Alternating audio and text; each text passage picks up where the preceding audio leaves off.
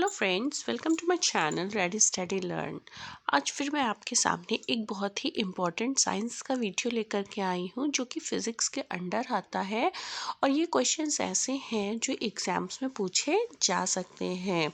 तो आपने अगर अभी तक मेरा चैनल सब्सक्राइब नहीं किया है तो आप सबसे पहले मेरा चैनल सब्सक्राइब कर लीजिए ताकि आप तक ऐसे ही इंफॉर्मेटिव वीडियोस पहुंचते रहें। चलिए स्टार्ट करते हैं और देखते हैं क्या इम्पोर्टेंट क्वेश्चंस हैं आपके लिए इस वीडियो में।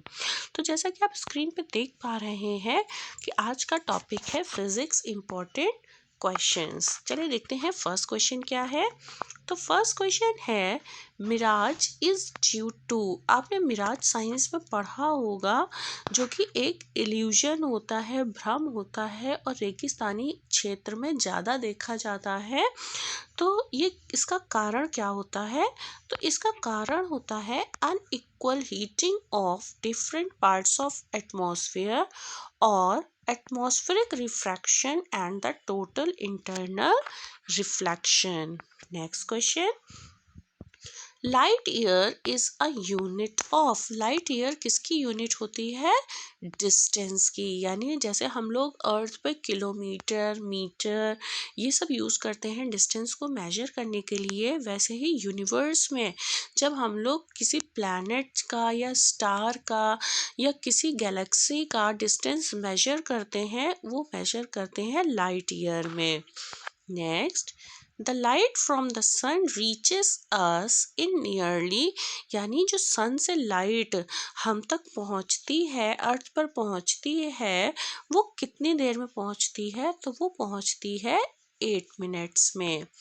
Next, dash is not used in the field of physics. Physics के फील्ड में क्या यूज नहीं होता है? Stock value, latent heat, nuclear fusion, refractive index. तो इसका सही आंसर है stock value. Next, the working principle of a washing machine is. यानी जो वॉशिंग मशीन है वो किस प्रिंसिपल पे काम करती है? तो वो काम करती है सेंट्रीफ्यूगेशन या सेंट्रीफ्यूगल फोर्स। आपने 2 टाइप्स के फोर्सेस पढ़े होंगे, एक सेंट्रीपिटल फोर्स होता है और एक सेंट्रीफ्यूगल फोर्स होता है। तो जो वॉशिंग मशीन होती है वो सेंट्रीफ्यूगल फोर्स पर काम करती है। चलिए देखते हैं सेंट्रीफ्यूगल फोर्स क्या होता है। Centrifugal force has the tendency to push the object following a curved path away from the center of curvature. This characteristic of centrifugal force is used in washing machines. Next, the speed of light will be minimum while passing through. यानी जो speed of light होती है वो minimum कब होगी? जब वो किससे पास होगी? water, एयर, वैक्यूम या फिर ग्लास। तो जो स्पीड ऑफ लाइट है वो मिनिमम होगी ग्लास में। चलिए इसका इंपॉर्टेंट पॉइंट देख लेते हैं। The speed of light is this minimum in solids as they are denser. Solids में क्या होते हैं? मॉलिक्यूल्स बहुत ही पास होते हैं, घने होते हैं यानी डेंस होते हैं। And will be maximum in a vacuum as a vacuum is the least dense medium. The densest medium is glass as it is solid, so the speed of light will be minimum in it. Next question. The stars appears to move from east to west because यानी जो stars होते हैं वो हमें east से waste की ओर move करते हुए दिखाई देते हैं या प्रतीत होते हैं। क्यों? क्योंकि the earth rotates from west to east. यानी जो हमारी अर्थ है वो वेस्ट टू ईस्ट रोटेट कर रही है, इसीलिए स्टार्स हमें ईस्ट टू वेस्ट अपीयर होते हैं मूव करते हुए। Next, radiocarbon is produced in the atmosphere as a result of. यानी रेडियोकार्बन जो होते हैं वो एटमॉस्फेयर में प्रोड्यूस होते हैं किसकी वजह से? तो वजह है collision between fast neutrons and nitrogen nuclei present in the atmosphere. Next, nuclear sizes are expressed in a unit named, यानी जो न्यूक्लियर साइजेस होते हैं वो किस यूनिट में एक्सप्रेस किए जाते हैं, तो वो होती है Fermi. Next, planets do not twinkle because planet twinkle नहीं करते हैं, क्यों? They are nearer to earth and hence we receive a greater amount of light. Next, the absorption of ink by blotting paper involves, तो जो blotting paper होता है उसमें जो इंक होती है, जब हम उसको इंक के पास ले जाते हैं तो इंक उसमें एब्जॉर्ब होती है। तो वो कैसे एब्जॉर्ब होती है, कौन सा फिनोमिना होता है, तो वो होता है capillary action. Next, radar is used for, एक होता है रडार और एक होता है सोनार। जो सोनार होता है वो डीप अंडर वाटर के लिए यूज होता है, किसी भी ऑब्जेक्ट को फाइंड करने के लिए, जबकि जो रडार होता है वो यूज होता है detecting and locating the position of objects such as airplanes, यानी जो एटमॉस्फेयर में हवा में जो ऑब्जेक्ट्स होते हैं उनको डिटेक्ट और लोकेट करने के लिए रडार का यूज होता है। Next, sound waves in air are, जो साउंड वेव्स होती हैं वो एयर में कैसी होती हैं, longitudinal. Next, sound of frequency below 20 hertz is called, देखिए जो 20 हर्ट्ज से बिलो नीचे होती है फ्रीक्वेंसी साउंड की वो कहलाती है इंफ्रासोनिक, और जो ऑडिबल होती है वो 20 हर्ट्ज से अबव होती है। ठीक है, आगे देखते हैं। सेलेक्ट द स्केलर क्वांटिटी, देखिए टू टाइप्स की क्वांटिटीज होती है, एक स्केलर क्वांटिटी होती है और एक वेक्टर क्वांटिटी होती है। अब देखिए यहाँ जो ऑप्शन दे रखे हैं इसमें आपको स्केलर क्वांटिटी ढूंढनी है, तो वो है प्रेशर। आगे देखते हैं। A scalar quantity is defined as the physical quantity that has only magnitude. On the other hand, a vector quantity is defined as the physical quantity that has both magnitude as well as direction. यानी scalar quantity में केवल magnitude होगा, जबकि जो हमारी vector quantity होती है उसमें मैग्नीट्यूड के साथ साथ डायरेक्शन भी होता है। आगे देखते हैं। Metals are good conductors of electricity, metals जो होते हैं वो इलेक्ट्रिसिटी के लिए गुड कंडक्टर होते हैं, मतलब उनसे इलेक्ट्रिसिटी बहुत आसानी से पास हो जाती है, क्यों? क्योंकि दे कंटेन फ्री इलेक्ट्रॉन्स। देखते हैं आगे। These free electrons act as charge carriers in the metallic structure, allowing electric current to flow through them.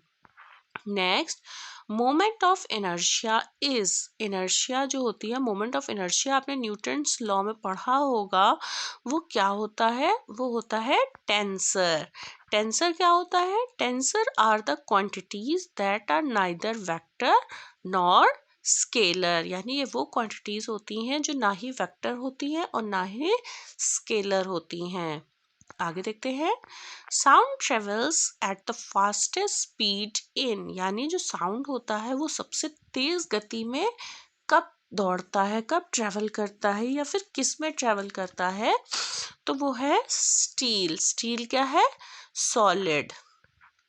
Sound waves travel fastest in solids, then in liquids, and the slowest in gases. Liquids are not packed as tightly as solids, and gases are very loosely packed. ये आपने science में पढ़ा होगा कि जो solids होते हैं, solids में क्या होता है, जो मॉलिक्यूल्स होते हैं बहुत ही क्लोजली पैक्ड होते हैं, उनके बीच में बिल्कुल स्पेस नहीं होता है, जबकि लिक्विड में क्या होता है, मॉलिक्यूल्स थोड़ा दूरी पर होते हैं, जबकि जो गैसेस होती हैं, गैसेस में मॉलिक्यूल्स एकदम फ्री होते हैं। इसीलिए जो साउंड वेव्स हैं वो स्टील में बहुत ही फास्ट ट्रेवल करती हैं, क्योंकि इनके मॉलिक्यूल्स बहुत ही क्लोजली पैक्ड होते हैं, तो साउंड जो है बहुत आसानी से ट्रेवल कर जाता है जल्दी जल्दी। आगे देखते हैं। 1000 microns is equal to, तो 1000 micron is equal to 10 की पावर माइनस 3 मीटर। ये लिखा है 10 की पावर माइनस 3 मीटर। आगे देखते हैं। ये देखिए आप ऐसे लिख सकते हैं 1 माइक्रोन, देखिए माइक्रोन ऐसे लिखा जाता है, ठीक है, इज इक्वल टू 1/1000 मिलीमीटर, यानी अगर आप मिलीमीटर में करना चाहें तो आप ये लिख सकते हैं। Next, super conductors are substances which offer no resistance to the flow of electricity. Next, radio telescopes are better than optical telescopes because, अब देखिए ऑप्शन है all of the above, यानी जो ऑप्शन ए बी और सी है ये तीनों ही होंगे क्योंकि they can detect faint galaxies which no optical telescope can, they can work even in cloudy conditions, they can work during the day and night. अब आपको समझ में आ गया होगा कि रेडियो टेलीस्कोप्स बेटर होते हैं than optical telescopes. Next, intensity of sound at a point is its distance from the source inversely proportional to the square of. Next, rainbow is due to refraction and reflection of sunlight by water droplets। इसमें water droplets जो होती हैं वो prism का काम करती हैं, ठीक है। Next, isotopes of an element contains the same number of protons but different number of neutrons. Isotopes of an element must have the same atomic number. Atomic number को देखिए Z से डिनोट करा जाता है but different mass number को A से denote किया जाता है। The purpose of choke in tubelight is, आपने देखा होगा ट्यूबलाइट में चोक यूज होती है तो उसका काम क्या होता है, induce high voltage. The choke serves the purpose of stabilizing the electric flow of current in the fluorescent tube. Without a choke, the current would keep increasing without any limitation until it destroys the fluorescent tube. आगे देखते हैं। Sir C.V. Raman was awarded the Nobel Prize for his work connected with which of the following phenomena of radiation? C.V. Raman को Nobel prize किस वजह से मिला था, तो उनका जो काम था स्कैटरिंग, इसकी वजह से इन्हें नोबेल प्राइज मिला था। इसका इम्पोर्टेंट पॉइंट देख लेते हैं। Sir C.V. Raman discovered in 1928 that when a beam of colored light entered a liquid, a fraction of the light scattered by that liquid was of a different color. Raman showed that the nature of this scattered light was dependent on the type of sample present. आगे देखते हैं। Supersonic plane fly with the speed, यानी जो supersonic planes होते हैं वो उड़ते हैं किस स्पीड से, greater than the speed of sound. If an aircraft speeds greater than the speed of sound, the aircraft is said to be supersonic. Typical speeds for supersonic aircraft are greater than 750 mph but less than 1500 mph. Next, the optical fiber works on the, जो optical fiber होते हैं वो किस phenomena ये पे या किस principal पे काम करते हैं, तो वो करते हैं total internal reflection.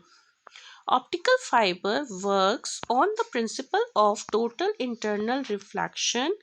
The rays gets internally reflected when it passes from a denser medium to a rarer medium, provided angle of incidence is greater than critical angle. Next, mercury is commonly used as a thermometric fluid rather than water because यानी जो हमने thermometer देखते हैं, thermometer में हम लोग mercury का use करते हैं ना कि पानी का। क्यों? Mercury has greater visibility than water. इसका इंपॉर्टेंट पॉइंट देख लेते हैं। Mercury has high melting and boiling points, making it a liquid over a broad range of temperatures.